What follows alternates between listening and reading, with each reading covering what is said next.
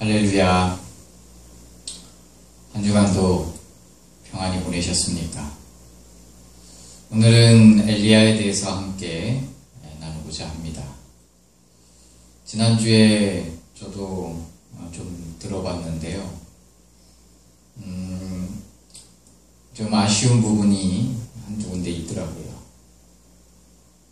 우리가 빌립보 교인들에게 보냈던 서신을 함께 나눴는데 사도 바울의 마음은 무엇이었을까? 사도 바울의 마음 중에 하나는 기다림입니다. 물론 지난주에 기다림에 대해서 잠깐 이렇게 나누었습니다만은 바울이 의도하고자 했던 것은 결과적으로는 문제는 해결된다는 겁니다. 빌립보 교인들이 기도를 하든 하지 않든, 물론 기도를 하지 말라거나 그런 의도로 쓴 건 절대 아니지요. 그럼 왜 썼는가? 문제는 분명히 해결이 되지만 그 기다리는 동안에 염려 없이 기다릴 것이냐, 마음을 졸이며 기다릴 것이냐라는 것이 핵심입니다. 문제는 해결이 됩니다. 그리고 관용할 수 있는, 관용이라는 것이 뭔가 있어야 베풀 수 있는 거거든요. 베풀 것도 없는데 뭘 관용하라고 그럽니까? 먹을 것도 없는데 남에게 주라는 것은, 아니 뭘 주시고 난 뒤에 주라고 하셔야지. 뻔히 아는 거지 보고 옆에 있는 거지를 도와주라고 한다면 그건 하나님이 그러신다면 좀 이해할 수 없는 겁니다. 분명히 그때는 오는 걸 바울은 알았습니다. 근데 그때까지 바울이 사랑하고 함께하는 동역자들이 평안한 마음에 기다리기를 바랬던 겁니다. 우리의 문제도 해결이 됩니다. 각각의 무슨 문제를 안고 사는지 모르지만 그 기다리는 동안에 염려하고 기다릴 것인가? 주님이 주신 평안 가운데, 주님의 그 영광에 풍성하신 그 평안 속에서 기다릴 것이냐? 하나님께 기도함으로 평안히 기다릴 수 있도록 합시다. 기도한다고 해서 당장의 문제가 해결되지 않습니다. 그러나 기도하는 사람들은 분명히 무릎을 펴고 일어날 때 하나님이 주시는 평안이 있습니다. 하나님을 섬긴 자들에게 주님은 문제 해결을 분명히 주십니다. 근데 당신의 백성이 그 기다리는 동안에 평안히 기다리시기를 바라는 마음에서 빌립보 서신을 보내주신 것입니다. 주님이 주신 평안을 누리며 살기를 주님의 이름으로 축복합니다. 오늘은 엘리야에 대해서 이야기를 함께 나누고자 합니다. 오늘 본문을 본 그 노뎀나무는 참 목사님들이 가끔 한 번씩 설교할 수 있는 좋은 소재 중에 하나입니다. 엘리야에게 제일 필요했던 것이 무엇인가? 열왕기상 19장은 쉼에 대한 이야기를 하고 있습니다. 물론 하나님도 너 쉬어야 된다 그런 내용은 없습니다. 왜 사람이 쓰러지는가? 그것은 두 가지 이유입니다. 몸이 지쳤든지 마음이 지쳤든지. 엘리야는 참 순종하기에 어려움이 없어하는 성품을 갖고 있습니다. 저 같은 경우에 하나님이 만약에 저보고 아합하고 만나서 이야기를 하라고 그랬다면 저나 야곱 같은 사람은 아마 많이 망설였을 겁니다. 기도도 많이 하고요. 그리고는 가긴 가겠지요. 가서는 여차하면 도망갈 수 있는, 가까이는 못 갑니다. 죽으면 어떻게 해요? 멀찍이서 얘기를 꺼냅니다. 그리고 여차하면 도망갈 수 있는 말도 옆에 숨겨놓고요. 방패도 하나 앞에 놓을 겁니다. 안 보이는 데다. 이게 야곱이고 이게 접니다. 근데 엘리야는 성품상 굉장히 문제를 회피하는 사람이 아니고 문제를 부딪히는 사람입니다. 순교가 어렵지 않은 고난에 대해서 그냥 이 군인에 딱 맞는 성품인 것 같아요. 엘리야 그러면 우리가 불의 선지자로 알고 있습니다.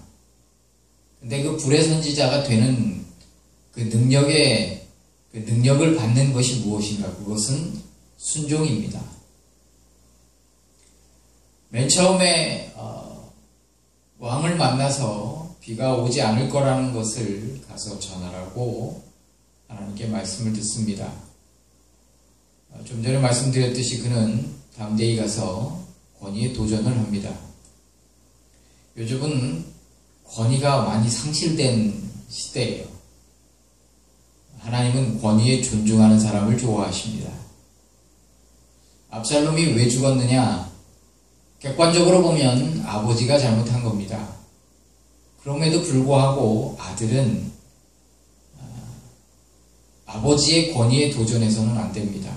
아버지의 문제는 아버지와 하나님이 다스리실 문제지. 물론 자기 여동생이 그렇게 된 건 안타까운 일입니다. 그거는 분명히 아버지가 잘못한 겁니다.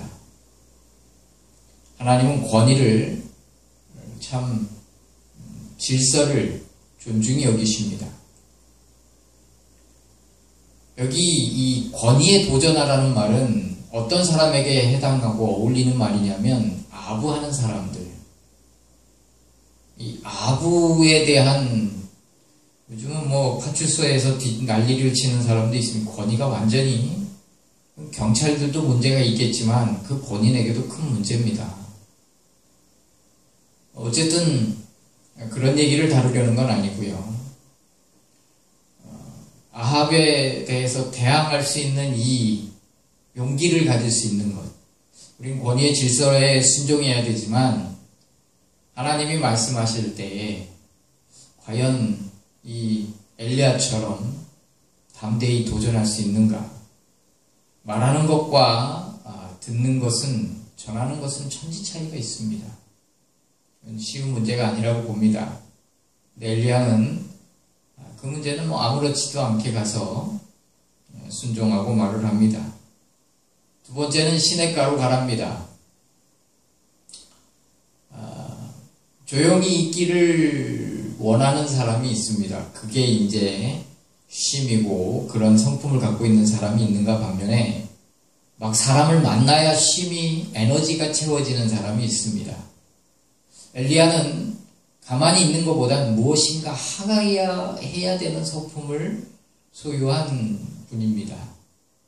그에게 아무것도 하지 말고 도망가서 시냇물 마시고 맑은 시냇물 먹고 까마귀가 물어다 주는 것을 먹어라. 그렇다고 엘리야가 나이가 적으냐? 그렇지도 않습니다.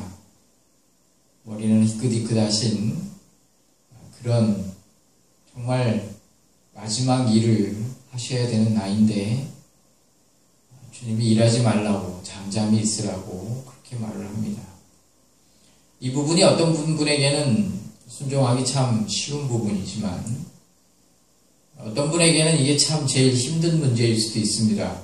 엘리야에게는 그러리라고 봅니다. 그럼에도 불구하고 그는 순종을 합니다.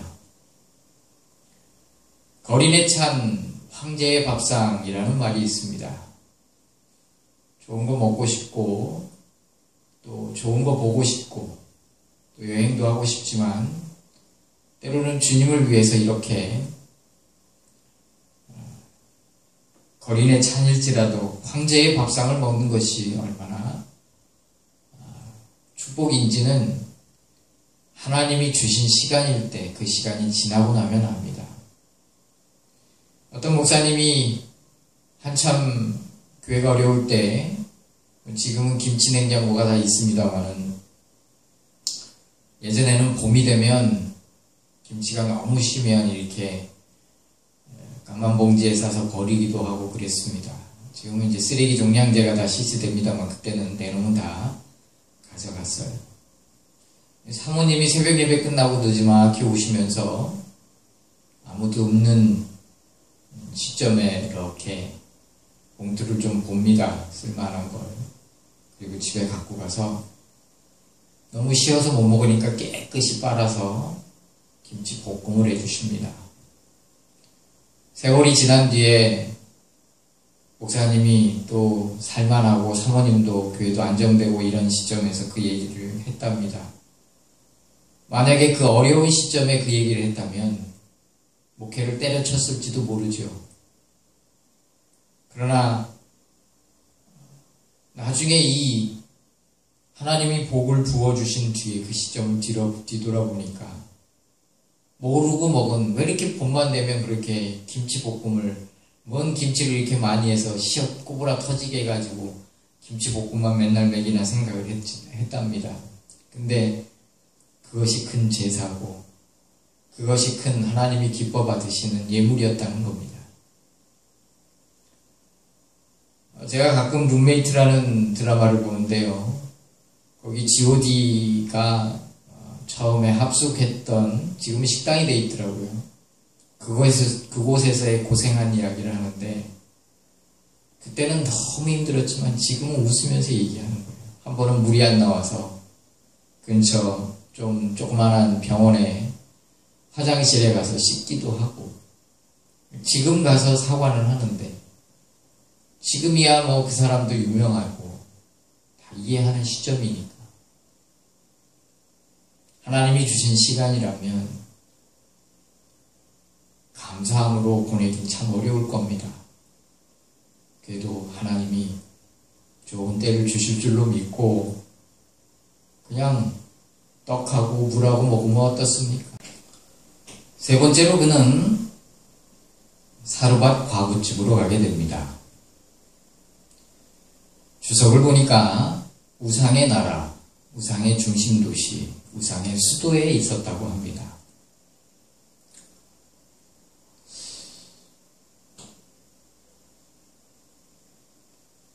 이게 아무 생각 없이 보면 아무 생각이 없지만 조금 생각해 보면 과부집에 간다는 게, 물론 아이가 있기는 합니다만은 엘리야는 순종을 합니다. 또 성경에 여인에게 얘기해 놓으셨다라고 표현해 놨는데 가보니까 얘기해 놓으신 게 아닌 것 같아요. 여인하고 아이가 뭘 하고 있냐면 나뭇가지를 줍고 있어서 뭐 하는 건가 하고 물어봤더니 마지막 남은 밀가루통에 있는 밀가루 먹고 음식해 먹고 죽으려고 지금 나뭇가지 죽고 있습니다. 그랬습니다. 아마 하나님이 말씀하셨는지 아니면 직관적으로 이제 느꼈는지 하나님이 그 너희 집에 그 밀가루통에 밀가루가 떨어지지 않는다고 하셨다라고 말하고는 그걸 먼저 만들어서 내게 먼저 갖고 와라 그랬습니다. 요즘 보이스피싱이 아주 기승을 부리는데 전혀 믿음이 가는 말인가? 뭐 그때니까 뭐 가능할 수도 있겠지요. 또 다르게 생각을 해보면 그거 남은 거 먹고 죽으려고 한다는데 그걸 또 달래요. 과부가 그냥 상상해보는 거예요. 참 나보다도 참 더 불쌍해 보여서 줬는지 아니면 말씀을 믿고 그랬겠죠. 어쨌든 그렇게 했습니다. 그랬더니 그 집에 음식이 정말 밀가루가 떨어지질 않습니다. 여기 사르밧 과부 집에서의 삶이라는 것이 뭐 주의 일을 하는 것도 아니고, 물론 뭐 기도를 했겠지요. 근데 뭐 맨날 과부하고 얼굴 맞대고 뭘 했겠는가. 아합은 죽이려고 온 나라를 뒤지고 있고 엘리야는 숨어 있는 겁니다. 엘리야의 능력의 그 근원은 어딘가? 그것은 순종의 시간입니다. 이해할 수 없는 말씀에 순종하는 그 시간입니다. 초창기에 아이가 죽기는 합니다만은 이 아이가 죽었을 때 여인도 그렇고 엘리야도 그렇고 둘 다 당황합니다. 그리고 묻습니다. 여인은 이렇게 물어봅니다. 왜 거룩하신 분이 오셔서 나의 죄를 드러나게 하셔서 나의 죄 때문에 이 아이가 죽게 하십니까? 엘리야도 똑같은 질문을 합니다. 하나님께 왜 저를 이렇게 맞아준 이 집에 이 아이를 죽게 하십니까? 그래서 기도하죠. 우리 문제를 만나면 기도를 합니다. 그 아이가 살아나지요. 여인은 밀가루가 계속 생기는 걸 보고도 엘리야를 인정했습니다마는 참 하나님의 선지자고 참 하나님이 계시구나라고 고백을 합니다. 여기서 우리가 기억할 건 엘리야는 어떤 심정이었을까? 아마 자기가 제일 놀랐을 겁니다. 자기에게 죽은 자를 살리는 능력까지 위임하신 거에 대해서 적지 않게 당황했을 겁니다. 아마 모세도 마찬가지일 겁니다. 홍해를 갈라놓았을 때 물론 하나님이 하신 겁니다만 그래서 하나님과 모세의 대화를 보면 동문서답이에요. 너 왜 내게 엎드렸니? 아니 그러면 하나님께 지금 애국 군대가 죽이려고 쫓아오는데 하나님께 엎드리지 뭐랍니까? 모세는 자기에게 하나님이 주신 그 능력이 바다까지 갈라놓을 능력까지 다 주셨다는 걸 몰랐던 거예요. 누가 제일 당황했겠는가? 애국 군대였겠는가? 이스라엘 백성들이었겠는가? 모세가 아닐까 생각합니다. 문제를 만나면 우리는 엎드립니다. 그리고 그때서야 깨닫습니다. 하나님이 내게 주신 것이 어떤 것들인가요? 내가 충분히 할 수 있다는 걸 문제를 만나고 엎드려서야 깨닫게 됩니다. 능력의 근원은 어디 있는가? 순종의 시간입니다. 아무것도 하지 못하는 이 과부하고 지내는 이 3년 반 세월이 그로 불의 선지자, 능력의 선지자를 만든 겁니다. 엘리야는 어떤 분이라고요? 순종하시는 분이라고요. 그리고 이제 18장에 들어서서 아세라 선지자와 바알의 선지자와 대결을 합니다.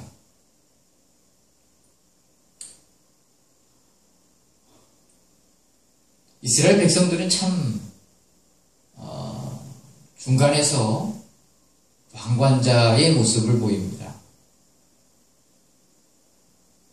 여기 엘리야가 한 말은 뭐냐면 이렇게 저렇게 묘했지만 간단하게 이겁니다. 하나님께 돌아오라.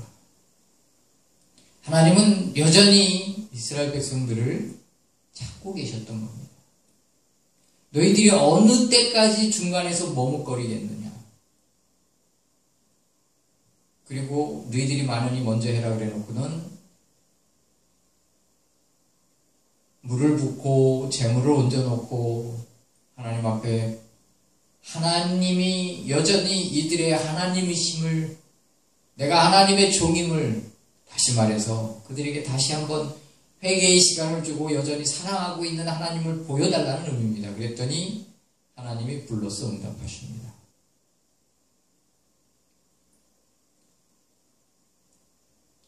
우리는 사람이 어떤 존재인지 확실히 알아야 합니다. 하늘이 열린 자에게 사람들을 붙여주시고요. 사람들이 열린 자들에게 물질이 열립니다. 물론 바뀌기도 합니다.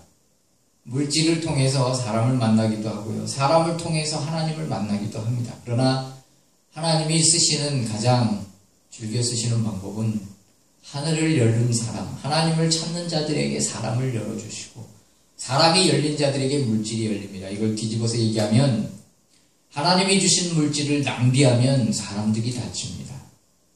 사람들을 임의대로 버리면 하늘의 문이 막힐 수도 있다는 겁니다. 엘리야는 하나님과의 관계를 통해서 사람들의 관계를 회복하길 원했습니다. 여기 840명과의 싸움 끝에 다 죽이고 그는 아합에게 친절함을 베풀지요. 물론 왕이 더 많은 걸 가졌고 왕이 베푸는 입장이지만 자기가 왕에게 이렇게 표현합니다. 마시고 즐거운 마음으로 뭐 드시고 내려가십시오. 비가 옵니다. 왜 이렇게 자기를 죽이려고 했던 아합에게 친절을 베풀었는가? 그는 자기가 생각할 때 아합이 자기와 하나님의 나라를 이루어가리라고 생각을 했던 겁니다. 이런 기적을 봤으면 그는 뭔가 충격을 받고 회개할 줄로 알았습니다. 그런데 그 다음 장에 딱 넘어가면서 비가 오는 엘리야가 말한 대로 비가 왔음에도 불구하고 이세벨이 엘리야를 죽이겠다는 그 협박, 네가 내 선지자를 840명을 다 죽였냐? 너도 내가 널 죽여버리겠다라는 이 협박을 사람을 통해서 보냈을 때 아합은 그냥 방관했어요. 그것은 동조하고 같은 겁니다.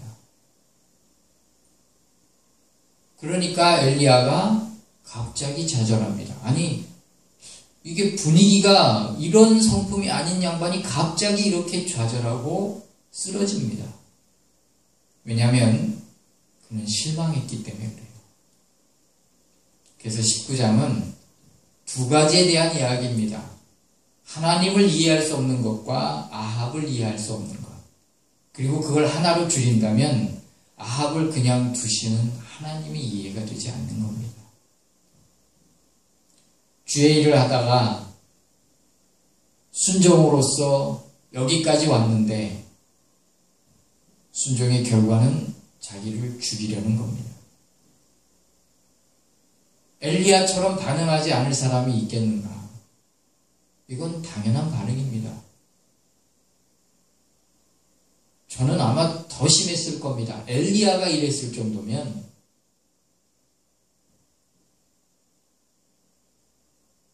그래서 하나님께 말하니 툭 치면 나오는 말이 뭐냐면 내가 이렇게 열심으로 득심으로 하나님을 섬겼는데 나만 남았는데 나도 죽이려고 합니다. 무슨 말이냐면 이해할 수 없다는 거예요. 왜 하나님이 이렇게까지 내가 순종했음에도 불구하고 왜 아합을 그냥 두시는지. 그 얘기예요. 다 한마디요. 그동안 몸도 마음도 마음이지만 몸도 많이 지쳐 있었던 것 같습니다. 그래서 여기 열왕기상 19장에 나오는 로뎀나무는 쓰러진 주의 종들의 장소를 의미하기도 합니다.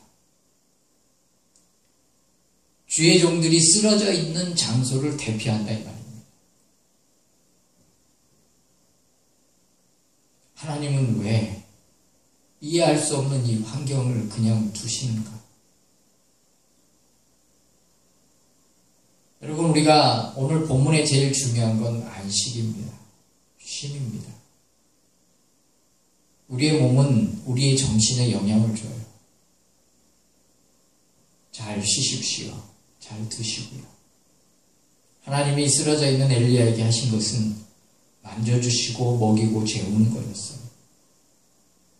우리에겐 먹는 게 필요하고 또 쉬는 게 필요하면 노상 먹고 노상 쉰다면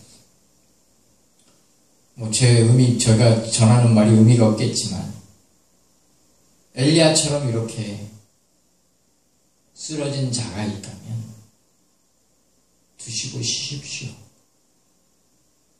하나님이 하시는 일을 이해가 안 되는 건 당연합니다. 그리고 하나님을 만나러 하나님께 따지러 기도원이라도 가십시오.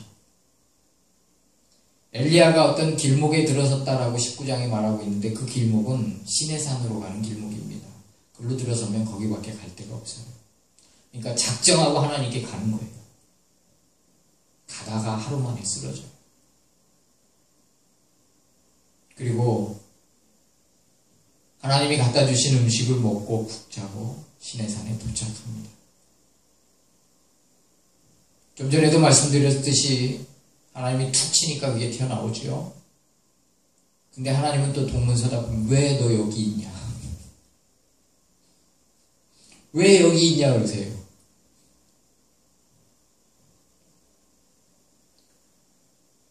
불을 처음에 하나님이 바람을 통해서 산을 가르시고 바위를 부수셨어요. 바람이 얼마나 센 바람이었는지는 모르지만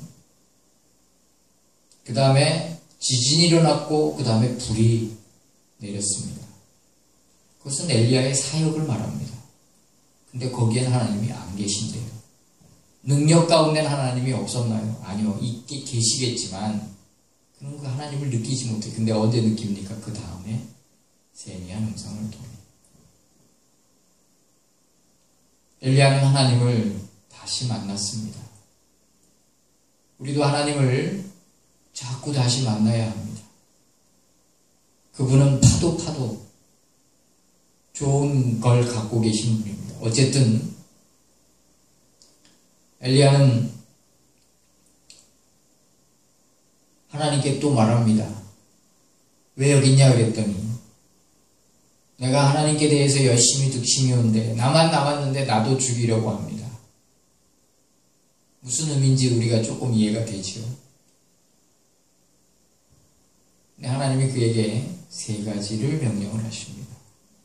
첫 번째, 누구지요? 하사엘에게 기름을 부어 왕을 만들고, 그 다음에 엘리사에게 너희 후계자를 세우고, 그리고 바알에게 무릎 꿇지 않는 7,000명을 남겨놨다라고 말씀하십니다. 이게 무슨 의미일까? 주의 일을 하다가 쓰러진 사람에게 주님을 섬기다 이렇게 이해할 수 없는 환경 때문에 눈물을 흘리고 좌절한 주의 종에게 오늘 이 세 가지를 주신 의미가 뭘까? 첫 번째, 엘리야의 사역은 여기까지 내용이 참 드라마틱하게 표현하고 있습니다. 그런데 이후의 사건은 그렇게 드라마틱하게 별로 없습니다. 좀 이따가 이제 왕이 59장 보낸 사건 외에는 그냥 없이 하나님이 부르시고 이제 승천하는 걸로 끝을 맺습니다. 근데 왜 그러는가? 근데 실제로 엘리야의 사역은 여기까지가 아니고 여기서부터입니다. 위대한 사역이 하늘에서 불이 내려온 사역도 중요하지만 그 다음 사역, 세미한 음성의 사역, 바알에게 무릎 꿇지 않는 7,000명을 찾아 곳곳에 선지학교를 세우는 사역. 이때까지는 주의 종들도 많이 활동하고 있었습니다만은 하나님의 말씀이 그렇게 많이 전달되는 시점이 아니었습니다. 레위인들이 교육을 담당하고 있었지만 그건 한계가 있었어요. 겸직하고 있기 때문에. 근데 이 엘리야 시대 이후에 온 이스라엘 땅에는 선지생들이 많이 생기고 하나님의 말씀이 흥왕한 시대를 살게 됩니다. 다시 말해서 엘리야의 사역은 여기가 끝이 아니었고 여기서부터였다는 거예요. 하나님이 더 중요한 사역, 성경에는 그렇게 긴 내용이 없지만 엘리야로 하여금 정말 남은 여생 하나님이 기뻐 받으시는 놀라운 일을 해낸 시점이 이거였다는 거예요. 엘리야가 승천할 걸 알고 졸졸졸졸 따라다닐 때 마지막으로 엘리야가 세운 선지학교들을 방문합니다. 이것이 그 힌트입니다. 숨어 지내고 아합이 죽이려고 했던 그 시점에서 아합이 자기를 죽일 수도 있다는 이 두려움을 극복하고 숨어있는 7,000명들에게 처소를 마련하고 가르치기 시작하는 이 사역. 우리는 끝났다라고 생각하고 쓰러질 수 있습니다. 이제는 가장 높은 권력이, 근데 그것은 내 생각이지 하나님은 그때부터 하나님이 엘리야를 통해서 일하십니다. 너 왜 여기 있느냐? 하나님의 말씀은 이유 없는 말씀이 없습니다. 왜 여기 계십니까?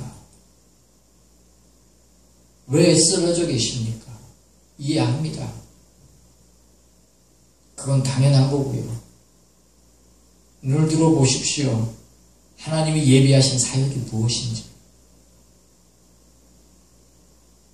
두 번째로 엘리사를 붙여주십니다.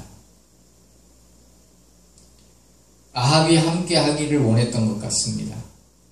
그럴 확률이 높습니다. 심리적으로. 근데 하나님은 엘리사를 붙여주십니다. 내가 기도했던 사람, 내가 원했던 사람, 이 외로운 엘리야에게 하나님은 그 사람이 아니고 엘리사를 붙여주셔서 엘리야의 오른팔을 만들어주시고 주의 일을 함께 감당하도록 해주십니다. 홀로 주의 일을 감당하는 사람들이 혹시 있다면 조금만 기다려 보십시오. 하나님이 좋은 오른팔을 붙여주시리라고 봅니다. 엘리야는 순종의 사람입니다. 주의 일을 하다가 지쳐서 쓰러지고 하나님께 툭 치니까 나도 죽이려고 한다고 말합니다. 그러나 항상 우리가 하나님께 질문할 때 하나님은 가장 큰 걸 그때 열어 보이실 때가 많아요. 하나님께 질문하라는 얘기가 아니고 여러분 우리의 사역은 끝은 없습니다. 주님이 부르실 때까지 엘리야처럼 이렇게 좌절하고 아파하고 계시다면 하나님을 바라보십시오. 그러면 엘리사도 만날 것이고 바알에게 무릎 꿇지 않는 7천이 남겨져 있다라고 말씀하시면서 이제부터 너의 사역이 시작이다. 끝난 게 아니다. 라고 말씀하시는 그 세미한 음성을 우리가 듣게 될 것입니다. 엘리야를 통해서 다시 한번 정리를 합니다. 순종이 능력입니다. 이해할 수 없을 때 하나님은 이해할 수 없지만 좋은 걸 준비하고 계십니다. 외로운 여러분, 주님이 예비하신 동역자도 있고 이제 끝났다라고 생각하고 계시는 분이 한둘이라도 있다면 주님 안에는 끝은 없습니다. 이제 시작입니다. 잘 드시고 힘내시고 주님이 맡기실 새 일을 바라보며 다시 일어나십시오. 기도하겠습니다.